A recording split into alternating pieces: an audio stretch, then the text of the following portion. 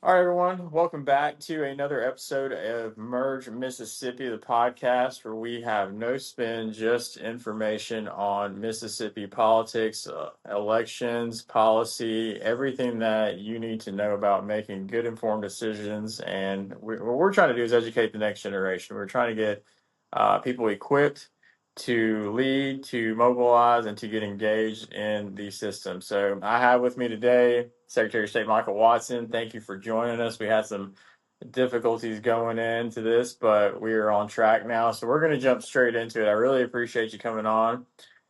So you just recently announced. How do you feel about everything? Yeah, Chris, really excited. Number one, thank you for letting me be on. I think it is important to talk to our constituents around the state, especially through platforms like this and visiting with you. So thanks for doing this.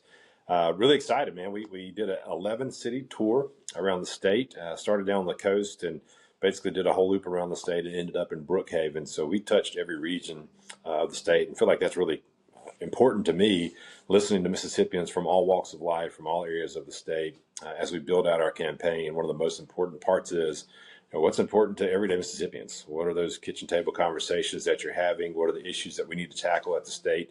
Number one, to make you feel safe, in our communities, to make you feel like you've got opportunities in our state. So we're really excited about it. And again, the rollout was absolutely first class. Our team did a wonderful job and really excited about moving forward with the campaign. Well, I'm hearing a lot of great things. I've followed you for a while. We've kind of known each other a little bit for a while. And you served, as Secretary of State since 2020.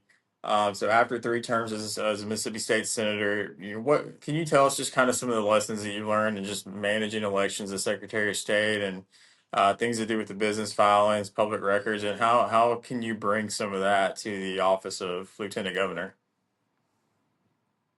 Yeah, well, number one, Chris, one of the things that we did was really, in my opinion, one of the most important things was an 82 county tour when we came into office. And I'm an attorney by trade, so I know that I want the experts around me. I don't know everything, so it's key to lean on people to gain information and really just own the ground. And so in elections in Mississippi, the real heavy work's done at the local level. So your elections commissioners and your circuit clerks across the state are the ones that do the hard work when it comes to elections. So we launched very early on an 82 county tour where I could sit down with our circuit clerks and our elections commissioners and really just tell them what I want to do is be a good Secretary of State that makes your job easier. So how do we build these lines of communication?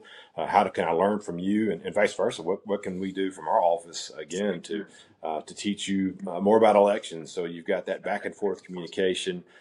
So that partnership was fantastic. And as you've seen, we've been very successful in election integrity in this state. We're now a national model for that. So that all starts with the relationships. And with our clerks and our commissioners, that was number one. Number two, again, coming from the legislature, making sure we have good relationships across the state, casting that vision about elections and then getting them on board to understand why it's so important that they pass those pieces of legislation.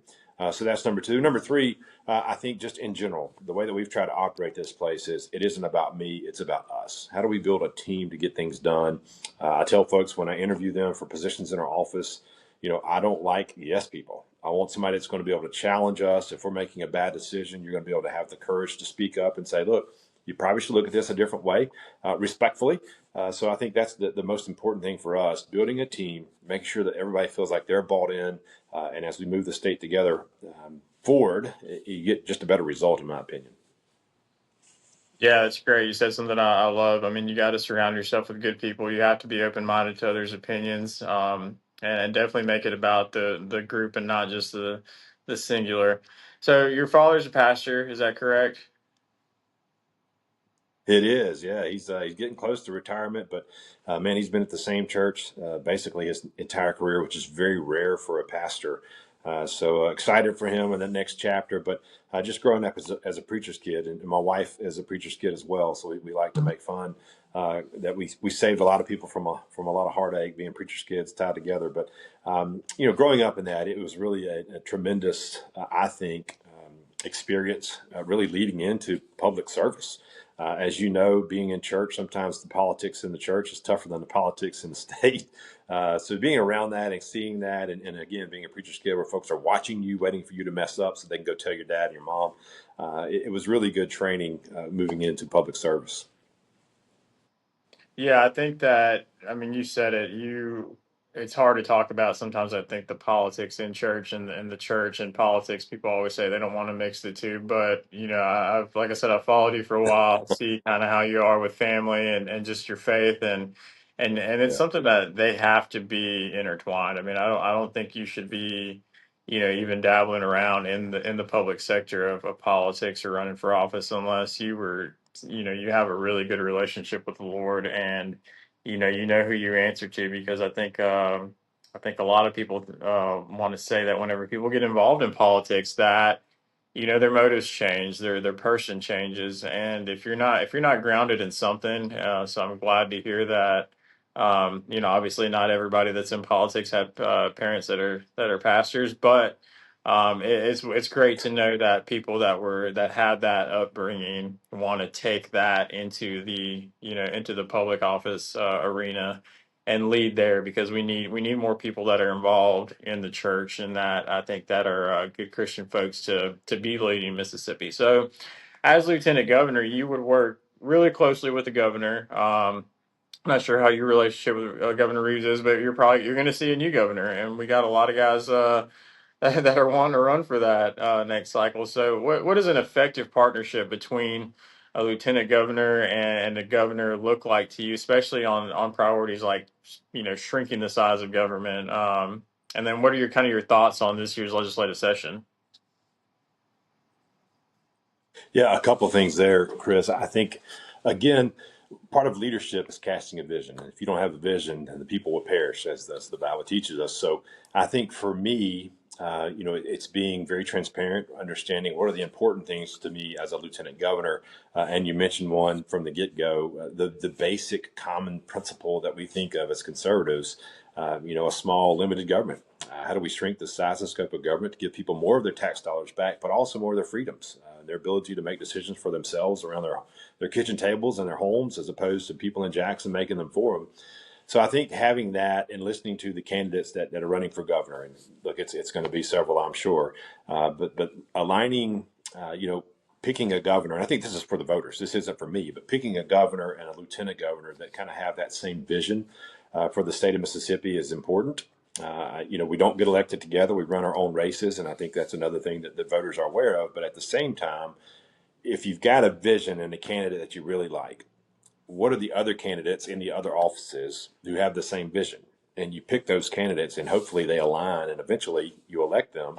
And it's got to be people that, again, understand it's not about me. It's about the people of Mississippi. And I think that's one of the really cool things through my career as I look back. I was not the pick for the state Senate seat when I ran back in 2007, 16-year incumbent. The political class in Jackson County said basically, just don't get beat too badly. Maybe you go in next time. Same thing with Secretary of State. From the coast, there hadn't been a statewide elected official in over 20 years. The guy that I ran against had a lot more money than I did. He had the machine behind him. And I think that's cool for me to understand that I didn't get here by myself. I know that it takes a team to get you here, and it also takes the Lord putting that planting that seed in your heart. So I think that's kind of culmination of moving forward. How do we build that relationship with all of our statewide elected officials? And I'll tell you, Chris, in 2020, when we got in office, I started inviting all statewide officials to a breakfast. We need to sit down and talk, and unfortunately, that didn't take off very well. Hopefully, in the next iteration of state leadership, it will, and I will continue to make those efforts. But it's about the relationships just as much as it is about the vision. You got to have a good vision, but you got to have people that you can work with to make that vision reality. Yeah, absolutely. You said it, and I think this is, for the voters as well. I said this on Kim Waite's show the other day when I was on there with YAB. We got to really pay attention to all of these races. We can't just look at the governor's race. We can't just look at your race. We can't just look at, any singular race and say this is the only one I'm going to get involved in, because, like you said, everybody's got to be able to kind of be aligned on the platform. If you're looking at everybody differently, or you're not getting involved in one or the other, I mean, you could potentially, I think some would say that, the relationship between our current governor and lieutenant governor may not be the best, and that kind of maybe put a stall on some things. So that's what I compare it to. Is like, look, if we're not paying attention to all the races, you could wind up with the same situation next year. Is that you have a governor and a lieutenant governor who may not see eye to eye, and here we are again, maybe not getting as much as we want passed through. So everybody's, I think we got to pay attention to all the races and not just one of them. So you, like you said, you've are obviously Yeah, and aligned look, with Bill. Go ahead. yeah, to your point, you can elect the most conservative lieutenant governor in the history of Mississippi, but if you don't have a conservative body, in the 52 members of the state senate, you're going to have a hard time. So to your point, you're exactly right. It can't be just about one race. It's got to be about every race in the state of Mississippi, finding those folks who have a common vision of conservative policy that don't just talk about it, but actually have a voting record to prove it, putting those folks in office and then hold them accountable. It's exciting. It's fun about election time, but more important work comes in after elections where voters are engaged and they understand this is what you said. Is this what you're doing? And so I think that's the second piece of this that's really important. Absolutely. And so you've obviously described yourself as a small government conservative, focused on regulation, spending. What kind of specific areas, state government would you target, or first for streamlining some cuts, or kind of protecting some of the core functions of Mississippi, kind of like roads, public safety, education, things like that? Yeah, so look, you start with those core functions, and obviously that's got to be our focus. And I've been talking to folks obviously the last few weeks about these issues, and public safety is one of the ones that always comes up. People want to know that they're safe in their communities and their state. That's a core function of government. So we got to make sure we're focused on that, getting it proper funding and supportive of it. But let me go back up just one level here. One of the things that we've been doing is really cool. We had a pitch about 2 days ago from a team from Mississippi State and a team of students from Southern Miss. And so what we're trying to do here is how do we build an AI tool where number one, the top level is what are the core functions of government? So that's the first filter. Number two is, look at all of our state agencies, our boards and commissions, et cetera. What is their mission? And then what exactly are they doing? And the way that you look at it is, what does the regulatory body say? What do the statutes say they're supposed to be doing? What does the Constitution say they're doing? So we're building this tool to where we can look at what are the core functions, what agencies are actually providing those core functions, and then what agencies are working outside. This mission creep is what it's called. They've grown their agencies and their commissions and their boards to do things that they don't need to be doing anyway. So you run it through that tool is our idea, and then the things that are identified that we shouldn't be doing, that's going to the chopping block. How do you streamline an efficient and effective government that's actually providing the core functions like public safety, like transportation, like public education, the things that we all understand we have to have a good society, a good community.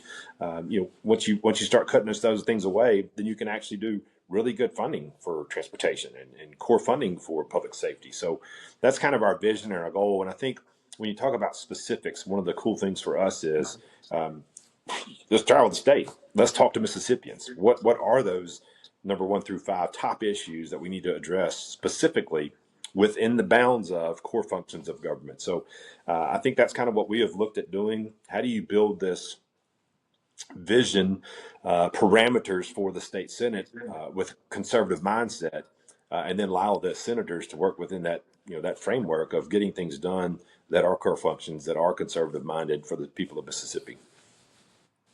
Yeah, I think that's really cool. With using AI for things like that, because I mean, I think a lot of people, or some people, are probably pretty kind of skeptical of it. But I think whenever you can use it for things like that, it's you're able to kind of think outside of the box, and it's really going to filter out some of that stuff that just really isn't necessary, and you could really, like you said, take it to the chopping block and kind of just look at it from a different angle. So Mississippi, while it's I think has taken leaps and bounds in the past 10 years, it still faces some challenges. There's still some infrastructure, healthcare access, some economic development things. As Lieutenant Governor, how would you prioritize these things? I guess some people call them kitchen table issues, and what are some steps that you could take to kind of accelerate the progress while keeping taxes low? And then what are your thoughts on, you talked about AI a little bit, but on kind of some of these data centers that we see coming up? Yeah, gosh, wide open there. A lot of things to talk about. One of the things that we've tried to do, and again, I go back to the building relationships piece, and we've already started doing that. This session during the legislature, we got groups of regional groups of senators together to start to talk to them. What is it that you want to see in the lieutenant governor's office? to move the state forward? What are the issues that are important to you that we can work together on? How do you start to build those out? So as we see the success of our state of late, one of the biggest issues I think that really propelled us forward was the conversations about eliminating the state income tax. The further we've got in that conversation, the national kind of media and others have started covering this. Well, that's opened the eyes of a lot of investment individuals that say, hey, well, if they're going to start doing this in Mississippi, that all of a sudden becomes a state that we're really interested in. The second piece of that we've been doing here at the Secretary of State's office is really focusing on the regulatory burden. How do we cut the burden for businesses to make it easier to do business in our state? I was just talking to a real estate investor the other day, Liz Randall up in Oxford, and she said, look, we get calls all the time from states all over the place, businesses all over the country and the globe to be, more broad there. And typically what we hear is, well, gosh, I want to be in Tennessee. I want to be in Florida, Texas, and these states with no income tax. And she said, of late, I've started to hear Mississippi climb into these conversations. And I said, well, what are people saying about Mississippi? And she said, well, number one, again, cutting the income tax has been fantastic. It's kind of gotten us on that board. But number two, and maybe even more important for these businesses, is they see what you're doing cutting this regulatory burden. Obviously, they want to know what's coming down the pike with regulatory burdens. So if they see a state that's got a burden here and they know they've got somebody that's going to lower that burden, continue cutting those regulations, that's where they want to be. So I think we're on a trajectory here that's really good for our state. The most wonderful people in the world. I don't have to tell you that. You know that already. So we got to continue working on our workforce development piece holistically. What is good for the entire state. And this is kind of off topic, but in a sense on topic. Just left a few minutes ago our conservation task force. And so what we've done with that is pulled folks from all agencies dealing with conservation, DEQ, DMR, wildlife, NGOs, Ducks Unlimited, et cetera. Folks all across the state and across the country to come in and say, look, what are we doing with conservation in Mississippi? The cool piece of that is, Chris, not only are we talking about conservation in the same light of how do we make it better for Mississippi, but we're also building relationships across agencies, across NGOs, across private sector, where we're now all working the same direction for the state of Mississippi. That's what I want to do with healthcare, with transportation, with public safety, bring in the experts and look, let's paint a vision for the state. And as we work together, moving these things forward, it's only going to get better. So I'm really excited about the opportunity to grow our state and continue doing the good things that we're already doing, but making sure that we're doubling down on them to make the state better. Now, AI, as you mentioned there, data centers. One of the cool things with AI is, back to our conservation task force, many of these agencies already have these conservation plans, but none of them have a singular plan put together. Via AI, we've now tried to mash these plans up so everyone across the state can say, well, this is the number one most important conservation issue for all agencies. How do we focus on that? Because a lot of times when we see our budget crunch, one of the first things that's kind of left out of the picture there is our natural resources, making sure that we're protecting them. And look, I think that's a God-given charge for all of us, especially as conservatives, to take care and be good stewards of the lands that He's given us. So AI is an important thing. That said, I think what you're going to see the market start doing, we've seen Entergy build out power sources, and that's a good thing for all of us. The question there becomes, well, gosh, are we seeing our rates increase? I just saw an article today, actually, in the Clarion Ledger. A good buddy of mine's talking about a new venture, possibly, where what we've seen in Tennessee and some other states, these companies are coming in and they're bringing basically an SMR, small modular reactor. So they're powering all of their entire data center themselves at the location there. So you're not pulling power off the grid that's coming from an SMR, a small modular reactor. They also have closed loop cooling systems now. So once you get your water in there, you don't have to draw more water. So I think you're going to see the market go more in that direction because you're seeing the pushback from individuals. And as always, with conservation, with economic development, I think they've got to go hand in hand. How do we protect the resources that we have for future generations? And how do we develop in a smart fashion where we're protecting our conservation resources, et cetera, but we're also growing our economy? And I think that's, again, how do you bring individuals together, smart folks, to get those plans that make sense for both sides and move together in a conservative fashion? Yeah, and I'm glad you're looking at that because I mean, I know some people have their concerns about data centers and the environmental factors. I think is probably one of the biggest things. But that, we have to have those answers as to where does it work hand in hand, because like you said, protecting it for future generations, but we also can't be left behind. We also have to continue to develop, and we have to That's right. be, technological about it, because that's just the way it's going. I was at a luncheon with Chip Pickering the other day, and he's super into that world, and he kind of explained it to us as well. Is just that this is just kind of the workforce that we're going to be needing. This is the way Mississippi's going, and it's going to be a great way to help develop just not Mississippi but Jackson, and kind of reinvigorate the capital area as well. So I'm glad that we're thinking about that. I wouldn't imagine that you wouldn't think about it like that. Is that we have to look at the environmental Sure. factors as well. And you talked about the burdens. I mean, obviously reducing some of the regulations that will help new businesses come to Mississippi. Is there a way to kind of to release those burdens? I think people look at the taxes or the money that comes from these companies, and obviously taking off some of the burdens is going to maybe alleviate some of those taxes. Is there a way to still do that and still maintain kind of like fiscal responsibility, while kind of deregulating some of that stuff? Yeah, look, I think again, back to the regulatory piece there. One of the really cool things, we launched our Tackle the Tape initiative back in 2020, and to get down at the ground level and to talk to small business owners and to see the regulatory burden, that is expense in your face. It's time, it's effort, it's making sure, gosh, I got to cooperate with the government and work through all these regulatory burdens. How do we shrink the size and scope of government in a sense back down to getting the fewest amount, the most tailor fit piece of regulation that you can to protect public safety, to protect public health. I get it. I'm not anti-regulation. I'm pro smart regulation. We don't need to do too much with regulation, as limited as possible. So when you do that, you give innovation back to that individual that's growing that business. You know what? I've gotten past this little regulatory hurdle. Now I've got the freedom to grow my business and do great things, build my community, put food on the table for my family. It's those single little small businesses that are drops of prosperity for our entire state that we got to continue to focus on. So we're not going to move away from that regulatory burden hurdle. But to your point again, when you shrink the size and scope of government, when there are fewer regulations, you need fewer bureaucrats to oversee it. When there are fewer bureaucrats, you need less money and revenue for that agency to run. When you need less money for that agency to run, you give the money back to taxpayers.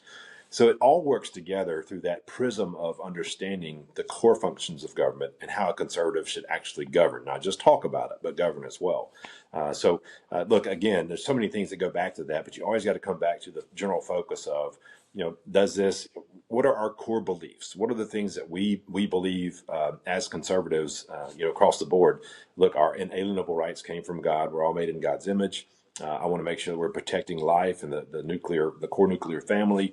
I want to make sure we got an efficient and effective government, small government, where we're cutting taxes and reducing the regulatory burden. Those are all things that we believe, but I think we've got to look at every single issue through that lens, not just the ones that are easy to look at through those lenses, but every single one. And so that's kind of how we look at things. And again, giving people back more money that they earned. It's not our money to start with; it's their money.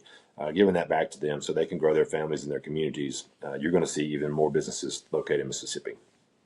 Yeah, I think that's where a lot of people don't understand is that if we deregulate some of this stuff, and that a lot of these, like you said, bureaucracies and organizations or administrations are just kind of top heavy, and that's where a lot of that money's going to come from. Now, you're going to hear some pushback probably from those guys. I mean, I could use, the education system, for example, where a lot of people argue it's just top heavy. And, there's ways that if we just shrink the scope of it, altogether, it's going to work together. And that's going to be able to, put more into teachers, put more into classrooms as opposed to just things that are overseeing all these regulatory policies that just really can just be cut out.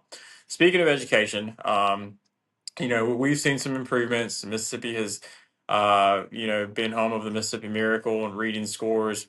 What role do you think that Lieutenant Governor should play in just kind of continuing that momentum? I know we saw what happened with school choice this year in the session, and just kind of what kind of workforce training do you think should be happening, and any other kind of reforms, and then kind of what is your opinion just kind of on the whole school choice topic? Yeah, so we'll go back one question that kind of goes into this one as well. When I was in the state senate we started looking at the growth of the administrative piece within K-12 public education. And Chris, even at that time, we were in the top 5 in the country per capita in increased spending in administration. So this isn't a problem that just happened. This is a problem that's been happening, and it's gotten out of hand. So we're going to have to make sure that we clamp down on that. So to education in general, I do think, the vast majority of students will always go to a traditional public school. So we've got to focus on that, making sure that they've got the resources they need. I think there's the funding formula change a few years ago that Speaker White led on, and the Lieutenant Governor was helpful in passing that. Was an important piece, but there's some pieces of that I think that continue to grow the number of dollars that go into the classroom, and that's not always the answer. Matter of fact, probably rarely is that answer. The answer is more teachers and things that go on in the classroom as opposed to just more money, more money, more money. So we're going to have to make sure that we're looking at that closely. I think across the board, workforce development will always be a key piece of what we're doing. Dr. Taylor is doing phenomenal work. I don't know if you've had her on the show or not, but Courtney Taylor, she's really, really good when it comes to workforce development. She's going to be a star for our state moving forward, already doing great things, but going to be even better. When it comes to school choice, again, I think the vast majority of students will always be traditional public school, so we got to make sure that they're taken care of. But just like me, there are parents out there that traditional public school wasn't the right fit for their child. And so they had to make a decision, a hard decision. For us, we've taken that burden on, and our children are doing fantastic. They're in a school that really tailor fits to their needs. And I think that's important for all parents to have that choice. The problem here, Chris, is I think too many times we say it's traditional public school versus us, folks that are, deciding, hey, we want to make sure that our children have the opportunities that tailor fit to their needs. And it shouldn't be that. It should be, how do we move all of us together in a way that moves the state forward all at once. So that's an important piece that we'll continue to talk about. But again, that's a broader conversation we'll have as we move forward in the campaign.